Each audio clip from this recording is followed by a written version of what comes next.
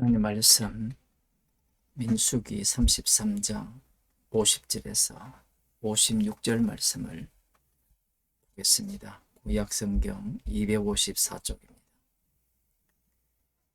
여리고 맞은편 요단과 모압 평지에서 여호와께서 모세에게 일러 가라사대 이스라엘 자손에게 말하여 그들에게 이르라 너희가 요단을 건너 가나안 땅에 들어가거든 그 땅 거민을 너희 앞에서 다 몰아내고 그 새긴 석상과 부어 만든 우상을 다 파멸하며 산당을 다 회파하고 그 땅을 취하여 거기에 거하라. 내가 그 땅을 너희 산업으로 너희에게 주었습니다. 너희의 가족을 따라서 그 땅을 제비 뽑아 나눌 것이니 수가 많으면 많은 기업을 주고 적으면 적은 기업을 주되 각기 제비 뽑힌 대로 그 소유가 될 것인즉 너희 열조의 지파를 따라 기업을 얻을 것이니라. 너희가 만일 그 땅 거민을 너희 앞에서 몰아내지 아니하면 너희의 남겨둔 자가 너희의 눈에 가시와 너희의 옆구리에 찌르는 것이 되어 너희 거하는 땅에서 너희를 괴롭게 할 것이요 나는 그들에게 행하기로 생각한 것을 너희에게 행하리라. 광야 40년의 그 여정과 40곳을 특별히 언급하신 그 목적이 오늘 본문에서 드러납니다. 여호와 하나님께서 요단강 서편이죠. 그 가나안 땅에 들어가게 되면 가장 먼저 해야 되는 것이 그 거민을 몰아내는 겁니다.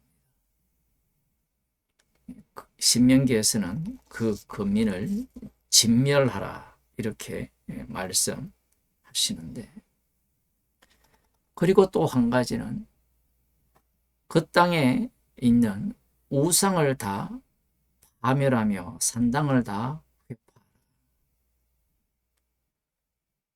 땅을 취하는 것이 목적이 아니에요. 그 땅을 취하기 전에 먼저 해야 될 일은 거민들을 진멸해야 돼요. 흔히 우리말로 하면 개미새끼 한 마리 남기지 않고 다 죽여야 한다. 그게 여호와 하나님의 첫 번째 명령이시고 그와 함께 주신 명령이 우상을 다 제거하라. 우상을 다 회파하라. 그것이 두 번째 명령인데 실은 이 두 가지가 한 가지로 엮여 있습니다. 민수기 33장 앞부분에서 람셋에서 발행할 때 6월절 다음 날이라 했죠. 여호와께서 애굽 사람의 목전에서 큰 권능으로 나왔는데 이스라엘 자손이 애굽인은 여호와께서 그들 중에 치신 그 모든 장자를 장사하는 때고 여호와께서 그들의 신들에게 심판을 내리실 때였다. 이렇게 말씀하고 있습니다. 장자와 우상을 같이 한 묶음으로 처리하신 거예요. 애굽의 장자의 죽음이라는 것은 전체의 죽음이에요.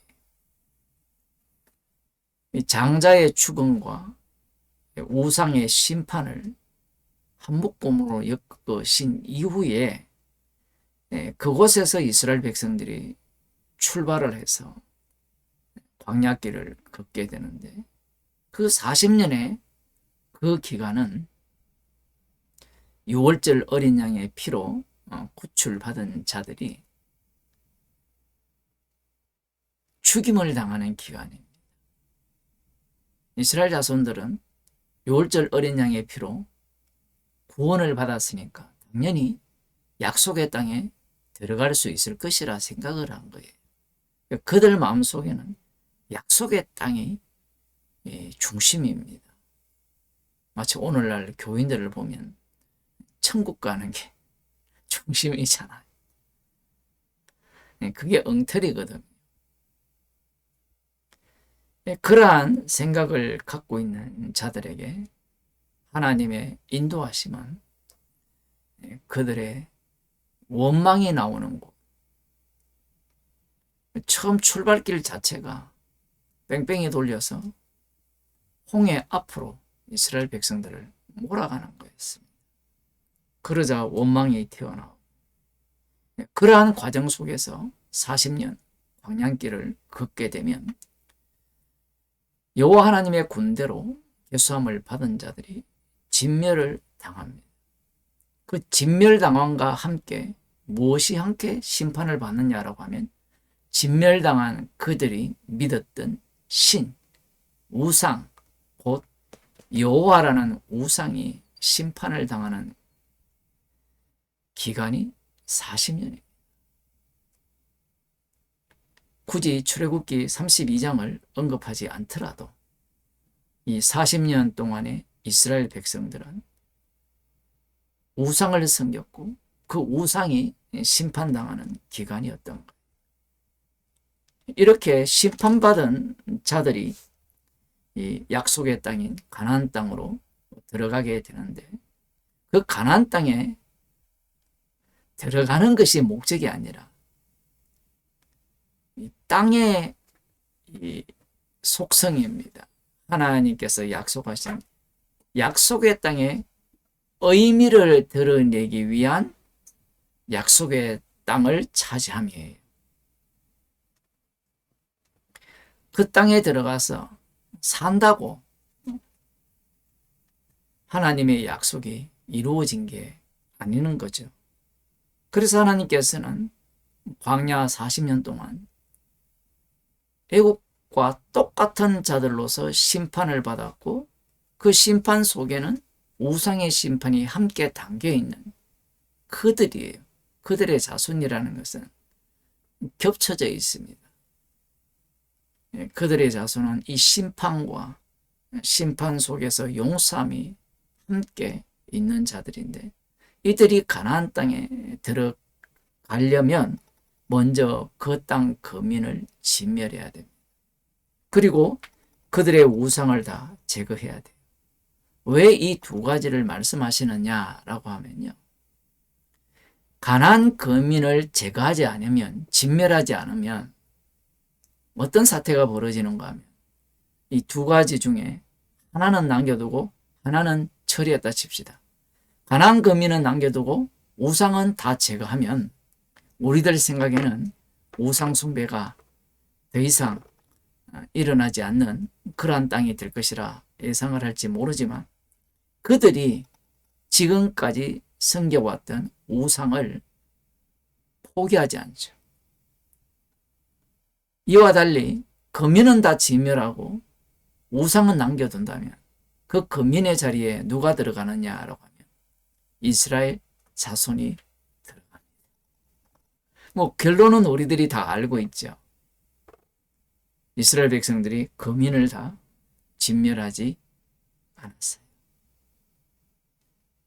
물론 우상은 다 제거했다라고 볼 수 있습니다. 결과는 어떻게 되었습니까? 그들과 결혼하고 혼인하여서 우상 숭배 속으로 빠져들게 되는 겁니다. 약속의 땅이라는 것은 내가 가서 편안하게 사는 곳이 아니에요. 천국의 그림자인데, 반드시 이 약속의 땅은 심판받은 자가 심판하여서 적들을 진멸하고 우상을 회파하고 얻는 땅입니다. 그런데 희한한 것은요, 어떤 것이냐라고 하면 그 거민을 제거하고 우상을 회파하라, 제거하라 이렇게 명하시니까 말씀이 육신이 되신 분을 제거해버립니다. 이것이 어떻게 연결되어 있느냐라고 하면 이들이 이 말씀에 순종하지 않았거든요. 거민을 진멸하지 않고 우상을 다 제거하지 않았기 때문에 북이스라엘이 먼저 아수르에 멸망당하고 남유다가 바벨론에 의해서 멸망을 당한 겁니다. 그래서 그들은 다짐을 한 거예요. 그들이 누구냐 하면 남은 자 유대인들입니다. 그들이 다짐을 해서 결심한 것이 바로 이 말씀대로 살자라는 겁니다. 그래서 예수님이 아버지께서 일하시니 나도 일한다 라고 하니까 나 외에 다른 신을 섬기지 말라고 했기 때문에 예수님은 죽여야 됩니다. 그러한 신앙을 갖고 예수님을 살해한 것. 살해당한 분이 그 살해 속에는 하나님의 심판도 함께 들어가 있거든. 살해당한 분이 하나님의 저주를 다 담당하시고 부활하셔서 심판 주가 되십니다. 십자가에서 다 이루셨기에 심판주가 되신 그분이 새로운 땅을 만듭니다. 하나님의 아들을 살해한 땅은 약속의 땅이 아니었음이 밝혀지는 것이죠.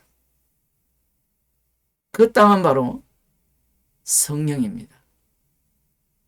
심판주 되신 예수님께서 아버지로부터 성령을 받아서 그리스도의 영으로 자기 백성에게 보내주게 되죠. 우리 성도들은 모두가 다 성령을 받은 자들입니다.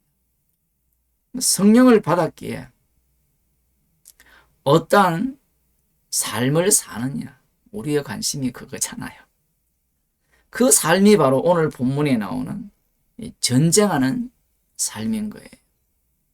이 전쟁은 이미 예수님께서 십자가로 승리하신 전쟁입니다.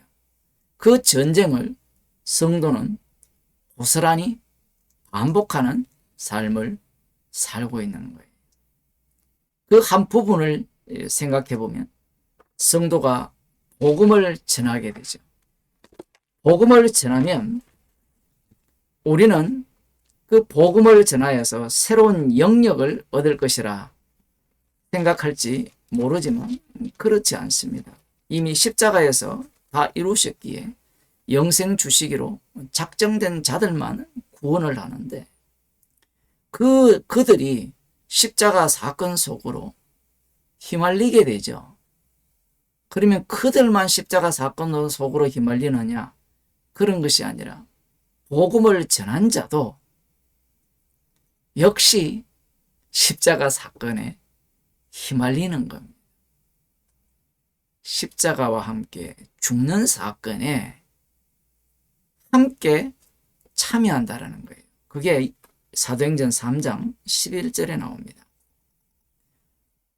1절부터 나오는 것은 제9시 기도 시간에 베드로와 요한이 성전 민문에 앉아있는 안전뱅이를 이 주 예수 그리스도의 이름으로 일어나 걸으라고 한 사건입니다.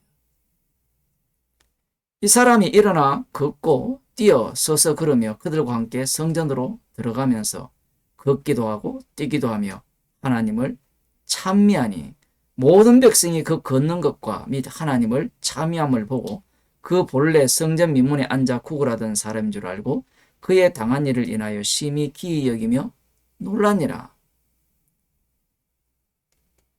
마치 이 사람이 이미 성령을 받은 것 같잖아요. 근데 성경 말씀이 되게 어려운 게 이 장면입니다. 나은 사람이 베드로와 요한을 붙잡으니 모든 백성이 크게 놀라며 달려나와 솔로몬의 행각이라 칭하는 행각에 모이거늘. 지금 이 사람이 성령을 받았다고 볼 수도 있고요. 그렇지 않을 수도 볼 수 있는데 뒷부분에는 구원을 주님께서 이루셨다라고 이렇게 볼 수 있습니다. 문제는 나은 사람이 베드로와 요한을 붙잡으니까 이 붙잡다는 이 의미가 굉장히 어렵게 해석이 돼요. 어찌되었든 이렇게 붙잡으니까 사람들이 모였어요. 그러자 베드로가 이렇게 말합니다. 이것을 보고 백성에게 말하되 이스라엘 사람들아 이 일을 왜 기히 여기느냐? 우리 개인의 권능과 경건으로 이 사람을 걷게 한 것처럼 왜 우리를 주목하느냐? 이 대목이 중요한 거예요.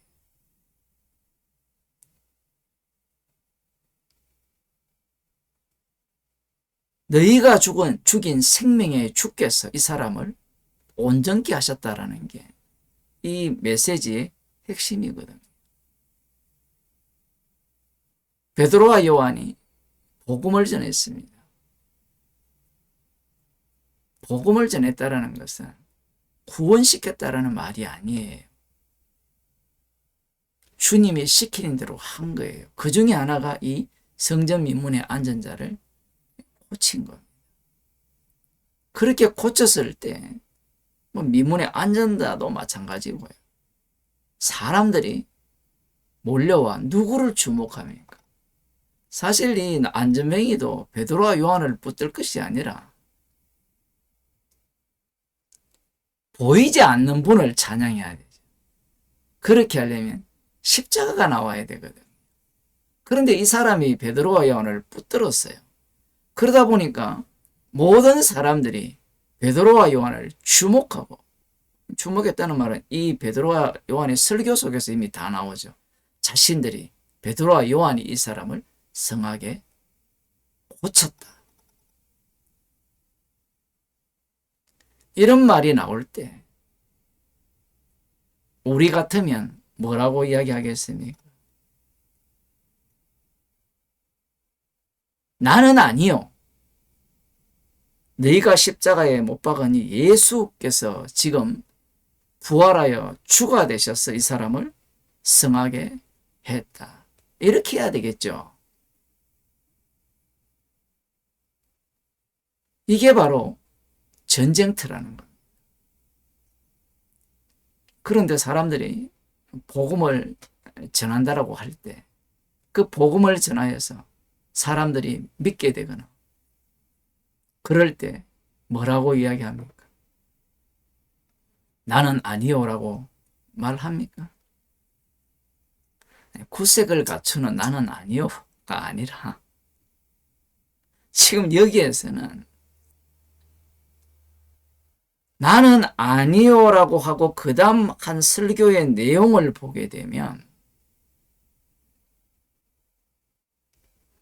상대들을 화나게 하고 불쾌하게 하는 내용이 나오는 거예요. 그게 복음입니다.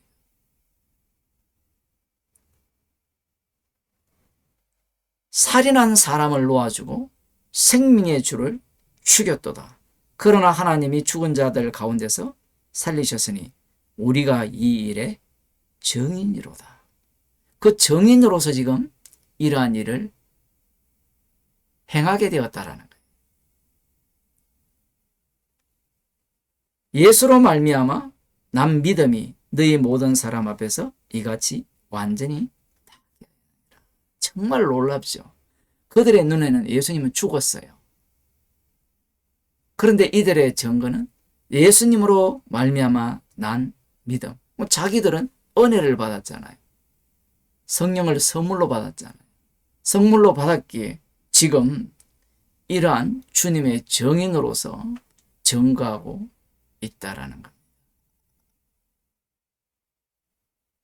성도가 살아가는 현장은요, 전쟁터입니다.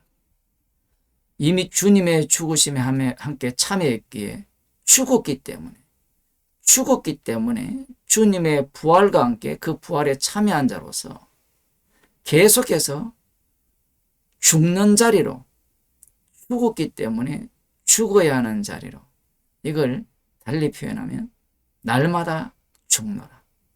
자기를 부인하고 자기 십자가를 지고 나를 따르라는 말씀의 현장이 되는 겁니다. 얼마나 놀랍습니까? 우리는 전쟁에서 승리했다면 그 승리한 공로를 아간처럼 나에게 돌리고 싶잖아요. 그런데 베드로와 요한은 어떻습니까? 십자가를 자랑해버려요. 기도하겠습니다. 하나님 아버지, 십자가로 승리하신 전쟁에 저희들을 함께 참여시켜 주셔서 날마다 우리를 주님께서 죽이시고 십자가만 자랑하는 현장으로 인도하심을 감사하는 주의 백성이 되게 하여 주옵소서. 예수님 이름으로 기도드리옵나이다.